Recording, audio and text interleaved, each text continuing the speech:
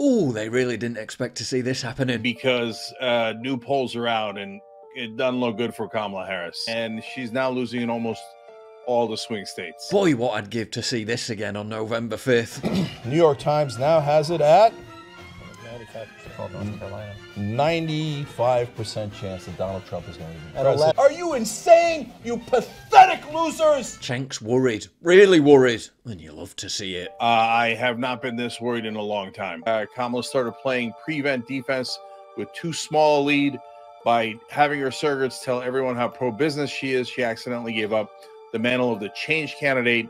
That's what's going to decide this election. Oh yeah, the change candidate. The woman who's been in the White House for 4 years and has zero change policies other than prolonging the misery Biden's inflicted on Americans. So much change. The change candidate. Bear in mind, this isn't just routine election season politicking to ensure their voters don't get complacent. They're clearly frightened by the turnaround that's happened in recent weeks. The election's coming November 5th, and I'm scared to death. RCP's polling average of crucial swing states shows Trump ahead in all of them besides Wisconsin. But drill down a bit deeper and the numbers look even more alarming for Kamala. This time in 2016 and 2020, both Biden and Hillary held significant leads in almost all those states, while Harris is behind in almost all of them. She's underperforming against Hillary by nearly 10 points in Pennsylvania and by over 8 points in Michigan. And in case you need reminding, Hillary lost. Polymarket, the world's biggest prediction market, which allows users to trade on the outcome of world events, shows the big money is pouring into Trump, with him now more than 10 points ahead of Kamala. And look at Pennsylvania, where Trump has surged ahead. And despite blanket positive media coverage of cackling Kamala, CNN's apoplectic at the fact that Americans just aren't buying it. But what's also creeping in now is that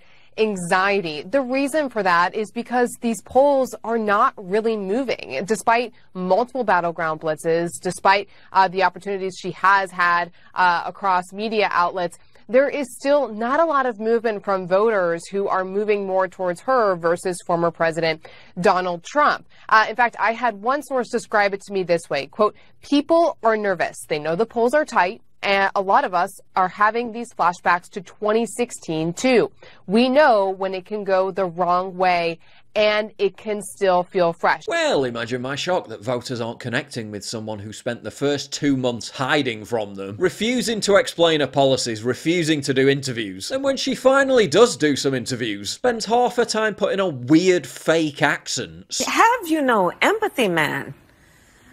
You know, for the suffering of other people, have you no sense of purpose? Well, first of all, thank you for the question, and I hope your family is okay and your home is okay. And when a teleprompter malfunctions, has a Biden-style meltdown and can barely string a sentence together. Today we got 32 days until the election.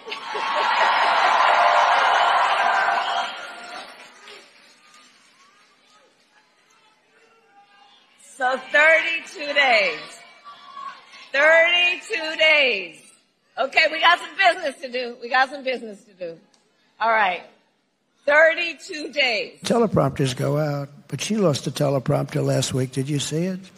She was talking about 32 days to the election, and she goes, "There are 32 days. Oh my God. I just lost a teleprompter. 32. Then she, 32, 32, 32, 32. And I said, what the hell happened to her? And then the teleprompter kicked back on. 32 days to the election.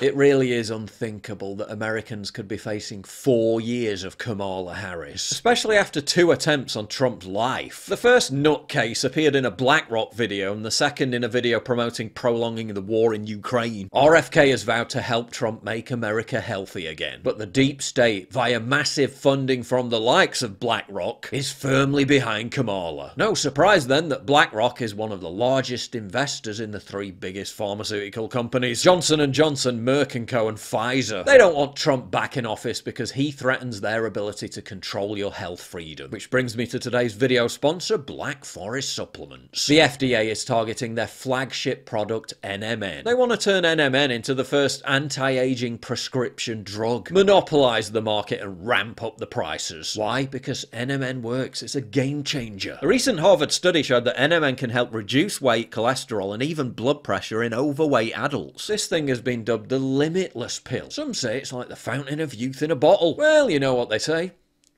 Proof's in the pudding. The FDA is attempting to change the status of NMN products and classify it as a drug, which would allow Big Pharma to control it, corner the market, and take the supplement away from you. Just last month, Black Forest, alongside the NPA, sued the FDA for trying to take away such a powerful supplement from the hands of the American people. In times like these, we need to be vigilant, we need to be prepared, and most importantly, we need to take control of our health, because if we don't, they will. Now, Black Forest Supplements is offering my viewers an amazing buy two, get one free 48-hour deal. And this stuff isn't cheap, so it's a great opportunity to stock up. While sticking a big fat middle finger up to the FDA, why not vote with your dollar and show them that you support companies that stand with your values? Check out Black Forest Supplements NMN via the link in the description box down below. When Kamala can barely get through softball MSM interviews without looking like she has an IQ barely above room temperature, despite their best efforts to help her, you know she's in trouble. But it seems that Prime Minister Netanyahu is not listening. Well, Bill, the work that we have done has resulted in a number of movements in that region by Israel that were very much prompted by or a result of many things, including our advocacy for what needs to happen in the region. But it seems that Prime Minister Netanyahu is not listening. We are not going to stop pursuing what is necessary for the United States to be clear about where we stand on the need for this war to end. Even Barack Obama, the calmest person in the arena, is starting to sound a bit rattled, warning that the brothers aren't turning out for Kamala like they did for him. Is that we have not yet seen the same kinds of energy and turnout in all quarters of our neighborhoods and communities as we saw when I was running. Or in other words, we're losing.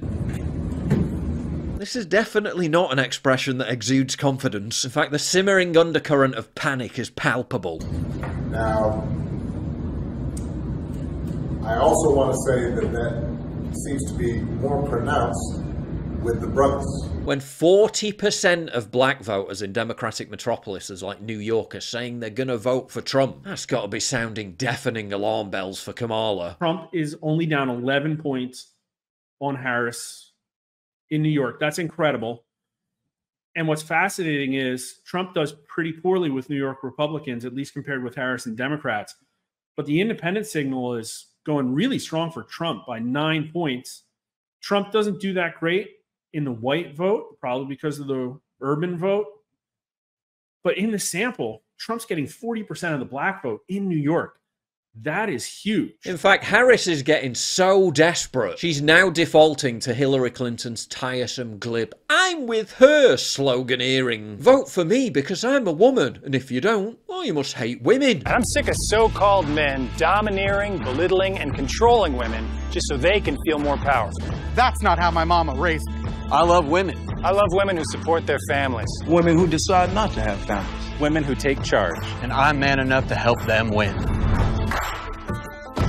Oof! Talk about weaponized cringe. After a New York Times poll showed she was 11 points underwater amongst male voters, Harris and her campaign surrogates are now trying to address the issue with a bizarre mixture of shaming and insulting them. It's actually for all men. You know, I think men are in crisis, actually, in this country. I think that plays out different ways. And not all men are in crisis, of course.